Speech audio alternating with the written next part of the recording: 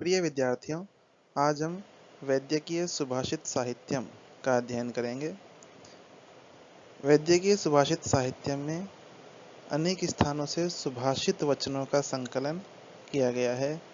इसके संकलन करता है आयुर्वेदाचार्य डॉक्टर भास्कर गोविंद घाणेकर जी। वैद्यकीय सुभाषित साहित्यम में प्रथम अध्याय के रूप में वैद्यक शास्त्र विज्ञानीय अध्याय को स्थान दिया गया है। आयुर्वेदाचार्य भास्कर गोविंद घाणेकर जी ने वैद्यक शास्त्र विज्ञानीय नामक प्रथम अध्याय में सर्वप्रथम आयुर्वेद की परिभाषा का उद्घाटन किया है। इसका प्रथम श्लोक है, हिताहितं सुखम दुःखमायुस्तस्य हिताहितं मानं च तच्च यत्रोक्तमायुर्वेदः स उच्यते। आयुर्वेद की इस परिभाषा को समझने के लिए हम सर्वप्रथम इसमें प्रयुक्त शब्दों का संधि विच्छेद कर लेते हैं। प्रथम शब्द है हिताहितम, इसमें आ में दीर्घ संधि है और संधि विच्छेद करने पर हमारे समक्ष दो शब्द आएंगे, हित अहितम। दूसरा शब्द है आयुस्तस्य, यहाँ पर सत्व संधि है, संधि विच्छेद करने पर शब्द बनेंगे आयु तस्य। तच्च, यहाँ सचुत्व संधि है और दो शब्द आते हैं तत् च। यत्रोक्तम, यहाँ पर गुण संधि है, संधि विच्छेद करने पर यत्र उक्तम, दो शब्द हमारे समक्ष आ जाते हैं। तथा आयुर्वेदः एक अन्य शब्द है जिसका संधि विच्छेद करने पर हमारे समक्ष दो शब्द आते हैं आयु वेदः। संधि के उपरांत हम परिभाषा में प्रयुक्त शब्दों में समास को देख लेते हैं। यहाँ पर एक शब्द है हिताहितम।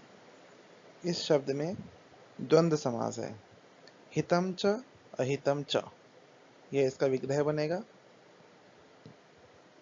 यहाँ पर यद्यपि अहितम में भी एक अन्य समास हो सकता है जिसे हम नय तत्पुरुष कहते हैं, अहितम अर्थात न हितम, यह उसका विग्रह बनेगा। संधि एवं समास कर लेने के उपरांत आयुर्वेद की परिभाषा के सभी पद हमारे समक्ष स्वतंत्र रूप से उपस्थित हो जाते हैं। अतः हम इन पदों का पद विभाग कर लेते हैं।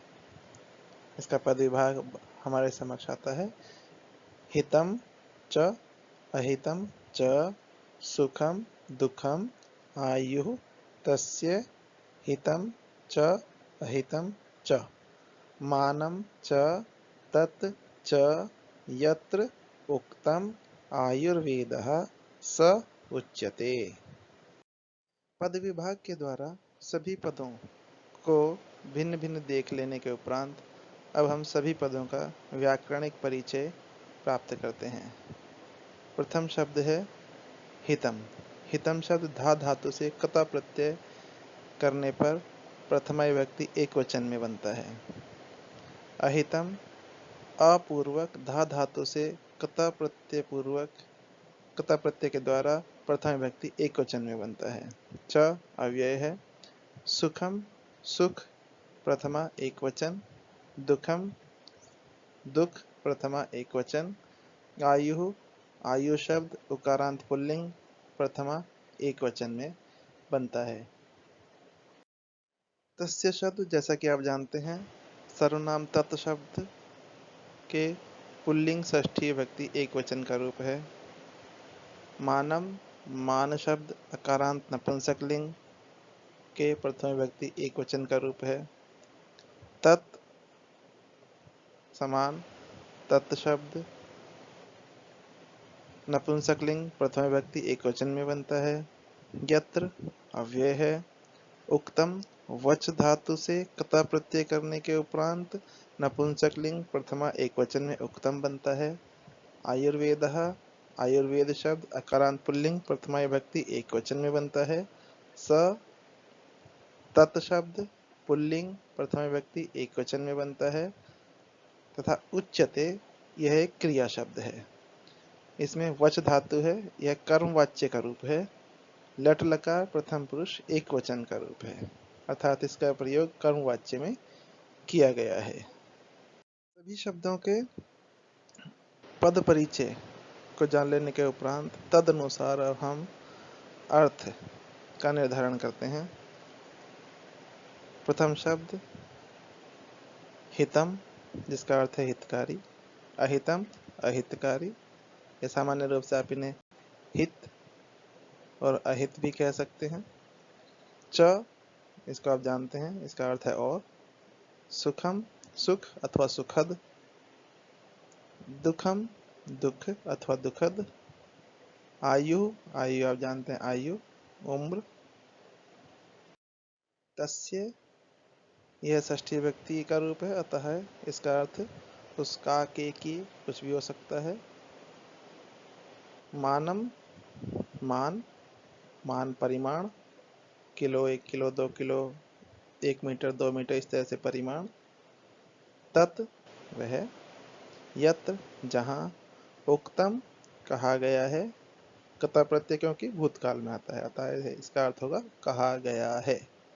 आयुर्वेद, आयुर्वेद। सह, वह। उच्यते, कहलाता है। यह लट लकार प्रथम पुरुष एक वचन का रूप है, अतः इसका अर्थ वर्तमान में होगा, कहा जाता है, कहलाता है इत्यादि। सभी शब्दों के अर्थ एवं व्याकरण को जान लेने के उपरांत हम आयुर्वेद की इस परिभाषा का अनुवाद करते हैं। अर्थात पद विभाग के द्वारा हमें जिन पदों की प्राप्ति हुई थी, उसी क्रम में उन पदों के अर्थ को हम स्थापित कर देते हैं, जिसके द्वारा हमें इसका एक सामान्य अनुवाद प्राप्त हो जाता है। वह इस प्रकार है। प्रथम शब्द है हितम, जिसका अर्थ है हितकारी। च और अहितम, अहितकारी। च और सुखम, सुखद। दुखम, दुखद। आयु, आयु। तस्य, उसका। हितम, हितकारी। च और अहितकारी, अहितम, अहितकारी। च और मानम, मान। च और तत्, वह। च और यत्र, जहाँ। उक्तम, कहा गया है। आयुर्वेदः, आयुर्वेद। सह, वह। उच्यते, कहलाता है। इस प्रकार पद विभाग के अनुसार हमने सभी शब्दों को यथाक्रम स्थापित कर लिया। अब हम इसको एक बार पढ़ लेते हैं, तो हमारे समझ में आएगा कि एक वाक्य बना है अथवा नहीं। हितकारी और अहितकारी और सुखद, दुखद। आयु, उसका। हितकारी और अहितकारी और मान और वह और जहाँ कहा गया है, आयुर्वेद कहलाता है। इस प्रकार अर्थ को यथावत रख देने पर एक वाक्य पूर्ण रूप से प्राप्त नहीं होता।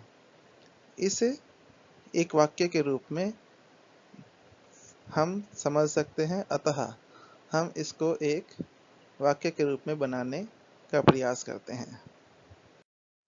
पद विभाग के अनुसार प्राप्त अनुवाद को हम एक वाक्य के रूप में किन्हीं शब्दों को परिवर्तित करके स्थापित कर देते हैं, जिससे हम जो कहना चाहते हैं अथवा परिभाषा श्लोक के द्वारा जो कहा गया है, वह हम आसानी से समझ सकें।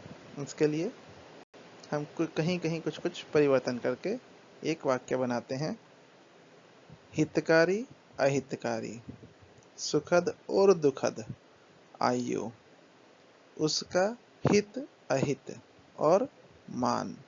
वह जहाँ कहा गया है, वह आयुर्वेद कहलाता है।